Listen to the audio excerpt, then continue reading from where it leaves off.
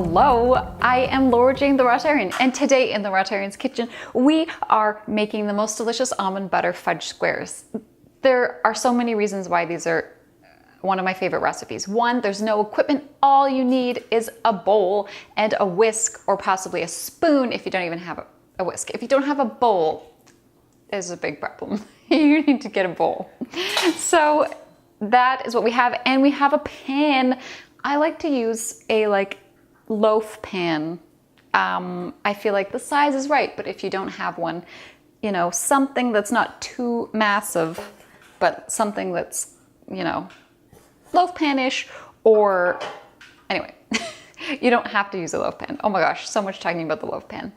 The idea here is we have some ingredients and we're just gonna whisk it, and then we're gonna pour it in there, and then we're gonna freeze it, and then you're left over with delicious, sweet, protein-rich fudge. What do we have? Almond butter. 1 cup almond butter.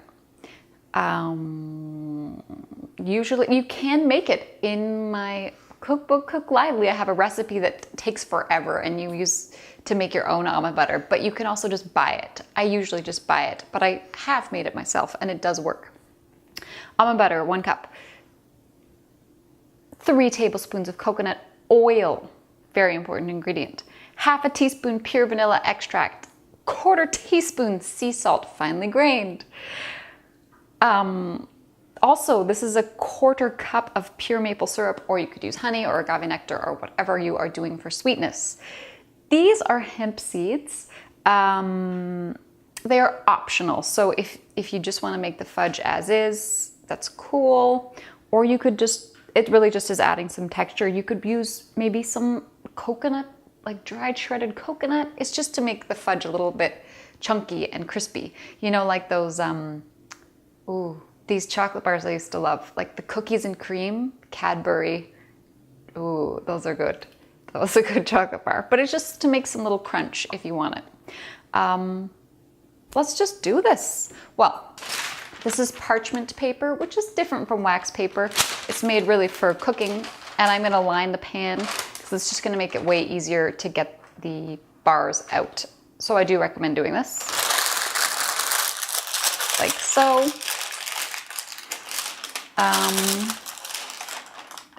We'll deal with that later.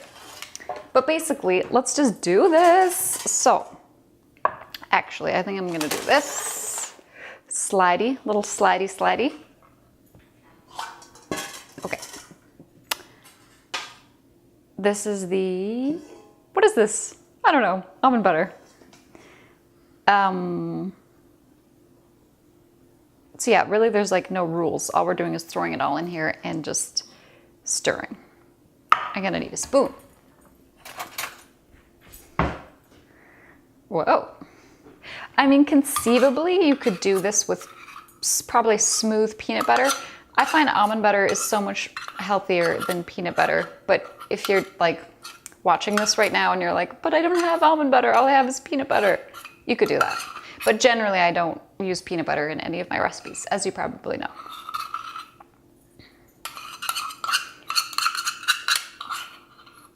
So this is almond butter.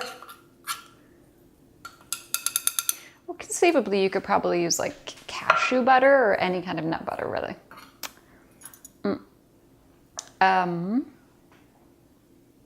Coconut oil. Okay, sometimes it doesn't matter if your coconut oil is hard and kind of chilled and white, but you want it to be liquid in this recipe. So if yours is like hard and chunky, just melt it. You could do that in the microwave or however you want to melt it. And it doesn't take long. It's just like butter. It's solid or melted. I think I'm gonna hold off on those for a minute. So here we have everything, and we just need to get it together. Get it together, fudge.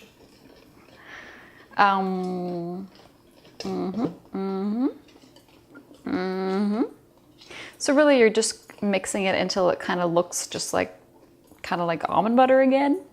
But now it's like sweet, delicious almond butter. So good.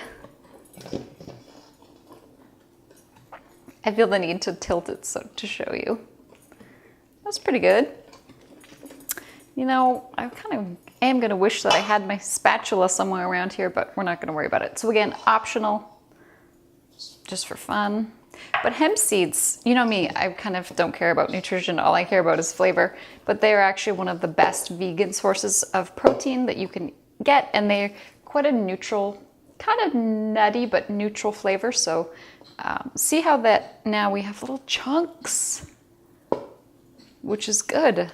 But yeah, so it's nice when you can add hemp seeds to any recipe, really, because you're getting a good nutritional boost and it doesn't change the flavor too much. It's not like adding flax or something, which would taste terrible. Don't add flax to this. So that is pretty much done. Now we're just going to go like this. And the nice thing about this recipe too is it does need to be frozen to solidify, but it really doesn't take that long, like maybe 90 minutes, something like that. Oh God. It's worth it though with the parchment paper, because when it's frozen, you'll be able to pop the whole bar out and then slice it really cleanly. Whereas if you don't use parchment paper, then you just have to like try to get in there with a knife and it's super awkward. You know me though, I love any recipe that doesn't require any equipment. It's awesome.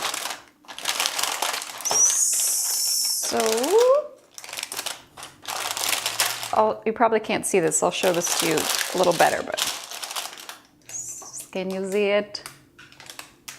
So you just want to spread it out.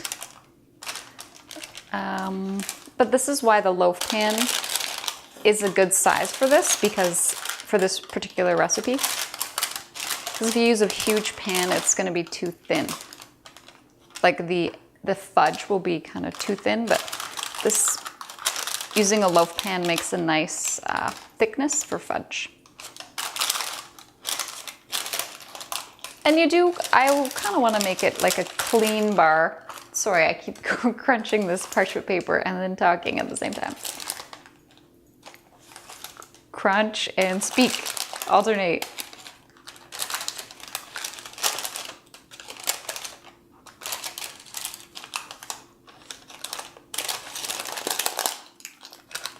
Okay.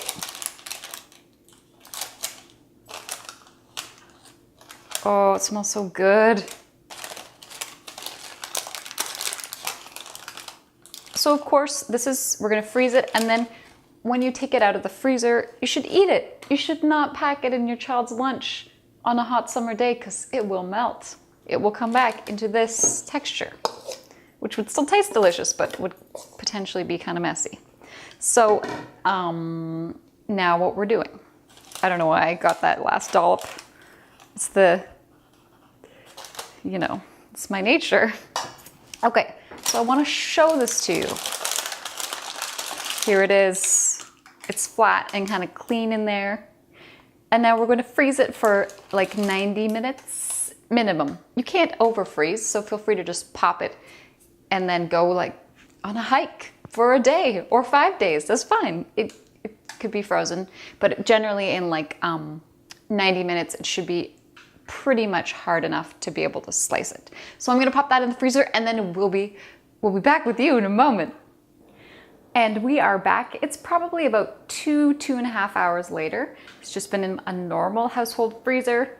I'm hoping that it's frozen. Check it out, check it out, check it out. Pretty good, pretty good.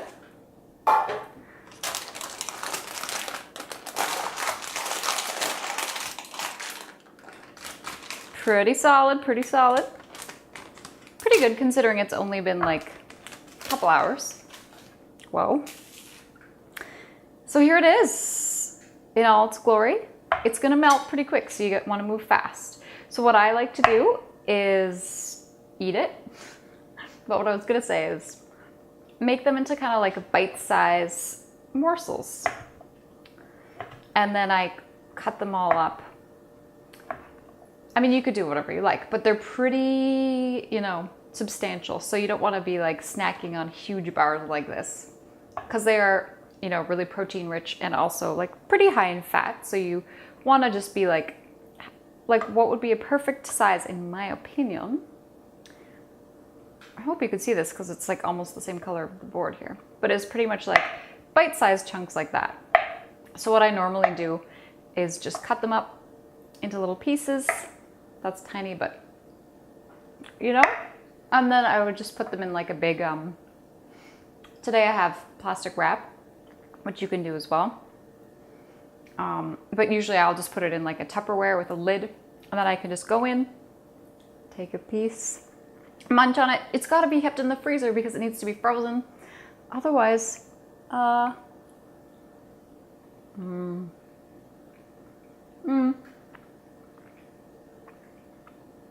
it's so fudgy. I would describe it totally as a fudge. It's really quite nice and sweet. Nutty, but sweet. It's like a sweet, delicious fudge. Thank you so much for being here with me.